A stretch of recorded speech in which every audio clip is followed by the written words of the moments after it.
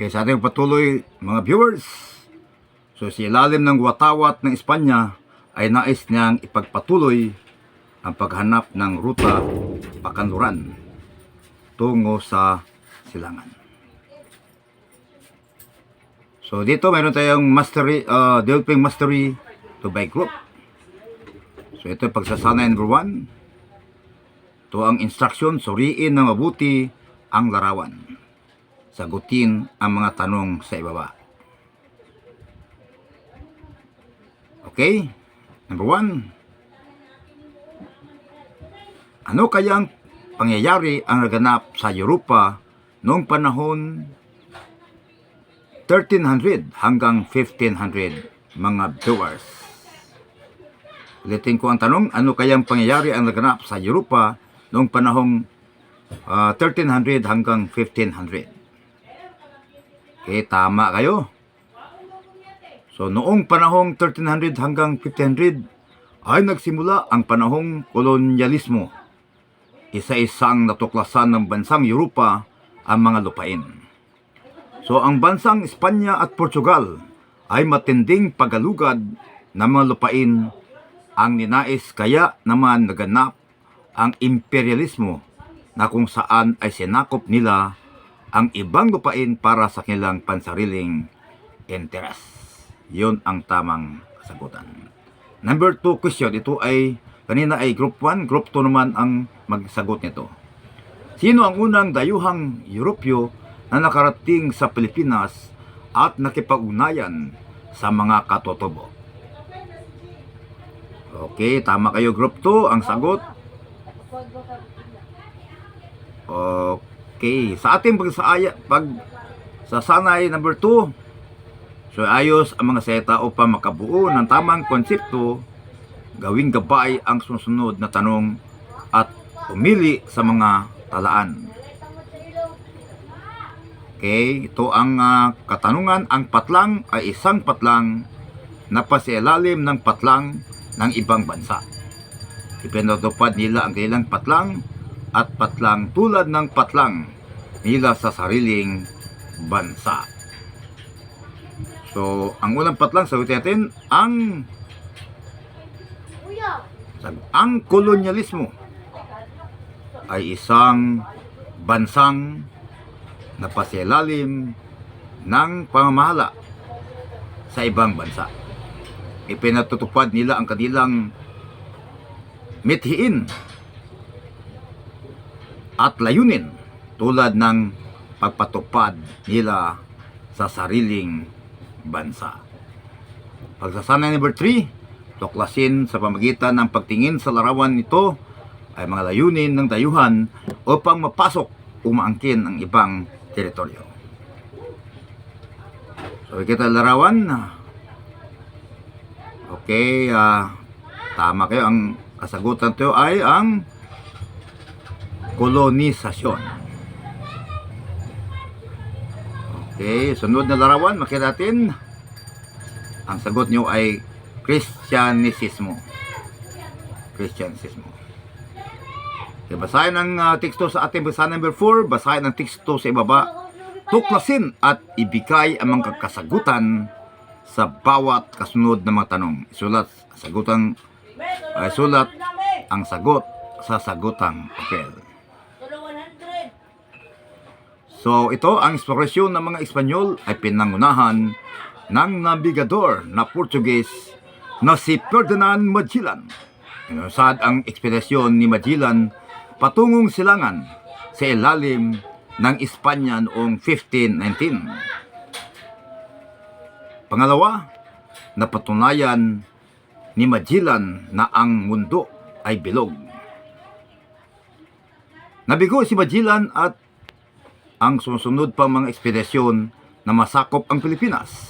Datapwat, noong 1563, nagtagumpay si Miguel Lopez de Legazpi na imitatag ang pamalaan ng Espanya sa bansa.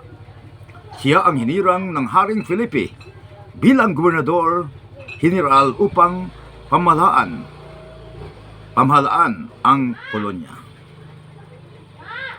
Nabinigyan ni Ruy Lopez de Villalobos ng pangalang Las Islas Filipinas bilang parangal kay Haring Felipe de Sican ng Espanya.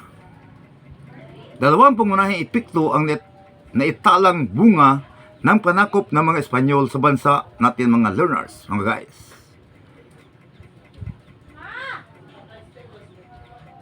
Una, hikayat sa reliyong Katoliko Romano ang halos buong bansa. Pangalawa, nabuo sa lipunang Pilipino ang mga sektor ng mga elitistang may-ari ng malaking lupain na hanggang sa kasalukuyang panahon ay nagtatamasa ng kaginhawaan dulot ng lumang yaman. So ito ang tanong ng mga learners. Are you ready? Unang tanong.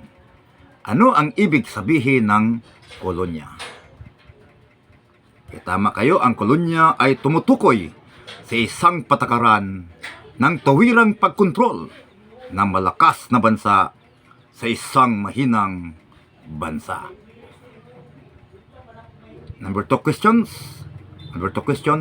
Sino ang nakarating dito sa Pilipinas? Tama kayo.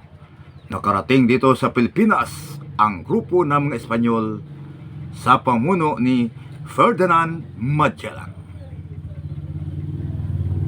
Number 3. Paano siya nakarating sa ating bansa? Tama. Nakarating siya sa bansa gamit ang barkong panlalayag. At sila ay naglayag pakanluran para makarating sa silangan. Number 4. Ano ang napatunayan ni Magellan sa kanyang paglalayag? Ulitin ko, ano ang napatunayan ni Magellan sa kanyang paglalayag? Tama kayo, napatunayan ni Magellan na ang mundo ay bilog. Number 5. Nagtagumpay ba si Magellan sa panakop sa Pilipinas? Tama kayo, hindi nagtagumpay si Magellan na masakop ang Pilipinas dahil natalo ang pangkat niya ng pangkat ni Lapu-Lapu sa Mactan. Pang-anim na katanungan, class, mga viewers, observers.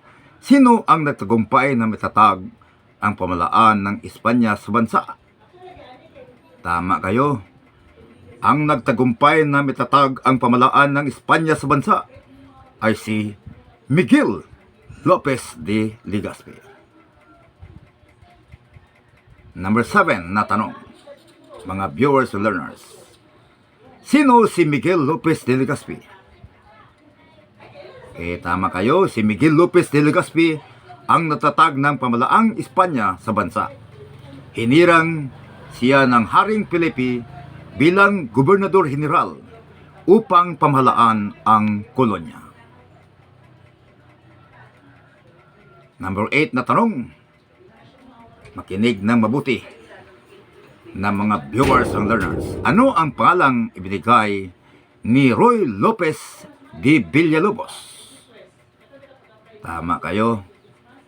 Binigay ni Roy Lopez de Villalobos sa bansa ang pangalang Las Islas Filipinas bilang parangal kay Haring Felipe de Sican ng Espanya.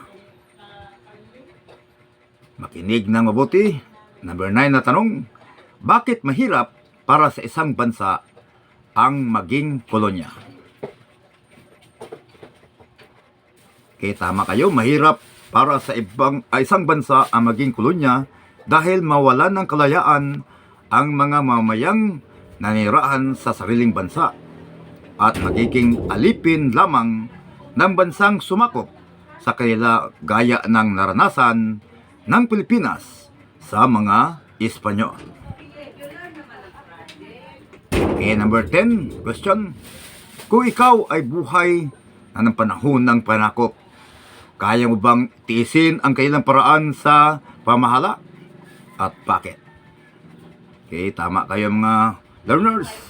Hindi ko kayang tiisin ang kailang pamaraan ng pamahala dahil nawala na tayo ng karapatan sa ating sariling bansa at nagiging alipin lamang tayo at sunod-sunuran sa kailang nais mangyari para lamang sa sarili nilang kapakanan.